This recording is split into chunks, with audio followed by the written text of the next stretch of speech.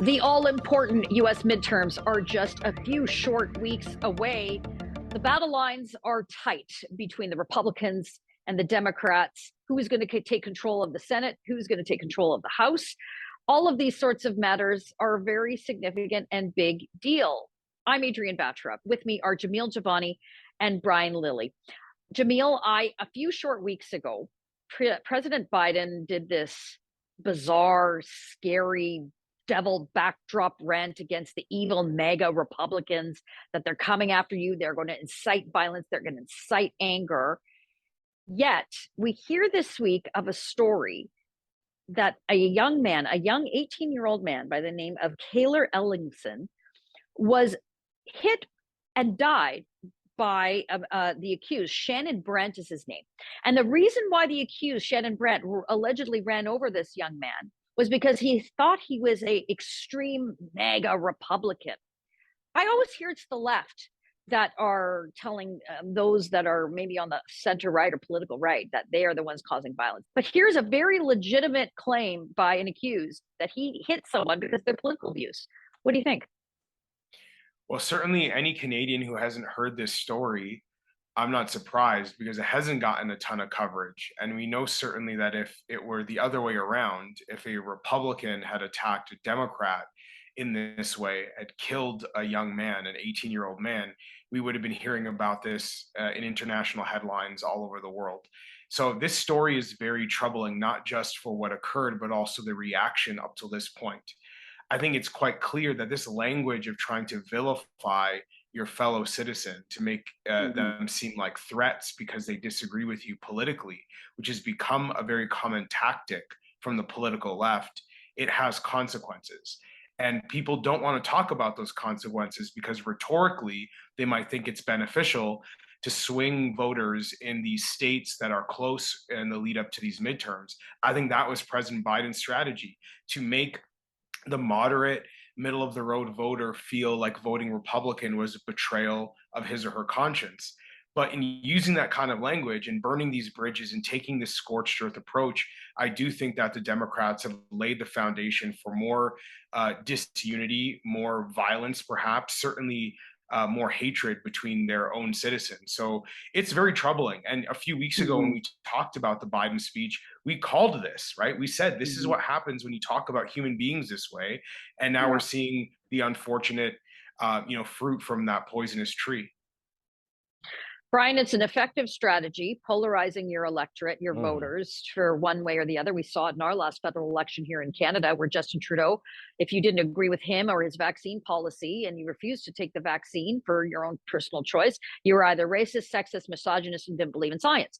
So this type of rhetoric, this type of over-the-top polarization is effective. But in this instance, in particular, it happened in the state of North Dakota. The accused, the Shannon Brandt, claimed he was drinking. He admits to drinking. He claimed that this young man, who he felt was a quote extreme MAGA Republican, was going to call his buddies and they were going to all attack him. He left the scene of the crime. He did come back, called 911. That young man, that young 18-year-old man, died. There's no evidence whatsoever to suggest this. I think that he was perhaps using this bizarre concoction of extreme MAGA Republicans as an excuse. He may have just been simply drunk, and he thought that using this narrative, I don't know, would get him off a lighter sentence. I'm not sure what happened here. It's a completely bizarre story, and it's bizarre that these names aren't as well known as Kyle Rittenhouse was the morning after the incident that he was involved in Wisconsin. But Jamil's right. When it's violence on the left, it gets a pass. When it's violence on the right, it is amplified. Even violence that didn't happen is blamed on the right. And look, it's really disturbing to me right now that if you listen to the rhetoric in this country, as well as in the United States, that I'm the archetype of conservatives and you guys should never be voting conservative because only white supremacists and white nationalists are conservative. And, it's not just, I'm not saying I am one. You guys know I'm not. But everyone who's conservative is painted with this brush now, that they're extreme, that they are somehow race-driven. Ben Shapiro being called extreme far right in a piece by CBC. I was blown away by that. I've known Ben for years. He is none of the things that CBC described him as. I've worked with Ben. I've hosted him here in Toronto, brought him up for events. He's spoken to members of parliament. He's spoken to the top people in Toronto. He's a kind, gentle soul who has a different political viewpoint, but we are dehumanizing. It's, sure, it happens on both sides, but people are dehumanizing those they disagree with politically. I have a saying that I've loved for a long time. They're not evil, they're just wrong. We've got to get out of saying that our political opponent, someone we disagree with, is evil, when in fact, we believe that they're wrong. Just imagine for a moment, Jamil, if this was reversed, if this was some, left-wing activist, Antifa type that was allegedly hit by a car and killed by someone who, everybody's going to go dig through who they donated to and how they voted in the last 20 elections. If it was just a reversed role for a moment, I don't think that you could turn the newspapers or turn on the TV without seeing a screaming headline. Mega Republican goes after left-wing and innocent activists. It's just such a, this is why conservatives get frustrated with the media. This is why the conservatives, I believe, have a real disdain for much of the coverage that is hurled their way. Yet the Bidens and the Obamas and the Clintons and the Trudeaus, they get such a big pass.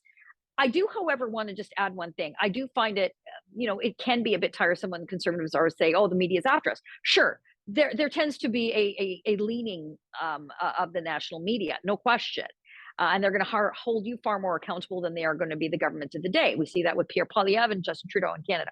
But there are ways to counter that. There are ways to push back against that. In bringing this back to the midterms, how do the Republicans do that? Well, you're absolutely right, and we have evidence of when a similar attack was made against an Antifa protester in Charlottesville, Virginia, and a car was used to kill an Antifa protester. President Trump was asked about it, and he was forced to comment on how his rhetoric may have contributed to division. I think Republicans have to take the same approach with President Biden. Ask him about it. Hold them accountable. Just like the Democrats have not let go of the January 6th events and continue to focus on it and want to hold people accountable for their actions around that, siege on the Capitol Hill. I think Republicans have to take the same approach. Don't let these stories just disappear into the abyss. Don't let people just move on from one news cycle to the next. Make sure people have to answer for their rhetoric and answer for how they're influencing the public square. I think that Republicans, in my view, and I think this applies to conservatives in Canada to some degree as well, we have too short of a memory. We let things go that actually people do need to answer for. And that's one of the interesting things about, the conversation, for instance, we've had around the changes to travel requirements in Canada, where people are sort of forcing the Trudeau government to continue answering for policies that were implemented over the last 2 years and not just allow for these changes to happen without somebody saying, "Hey, wait a minute, why did you do this?" And maybe you have to explain a bit more to the Canadian public. So to me, that's a conservative strategy that needs to be embraced, which is no short memories and demand accountability. Brian, last word to you. Again, ongoing issues between conservative politicians, media. We talked about this recently with the global news versus Pierre Poilievre's first press conference. We saw something in the House this week, a freelance journalist tweeting about, a politician, a conservative politician, being lame, and that what do you do with something that's lame? You go out in the back and you shoot them. I mean, there's all these inflammatory language, and I mean, does this sink into the psyche of the electorate, or does this again just become us as politicians beating up on each other? Maybe people don't appreciate the real consequences to this. I think there's a difference between devoted partisans from either side and swing voters.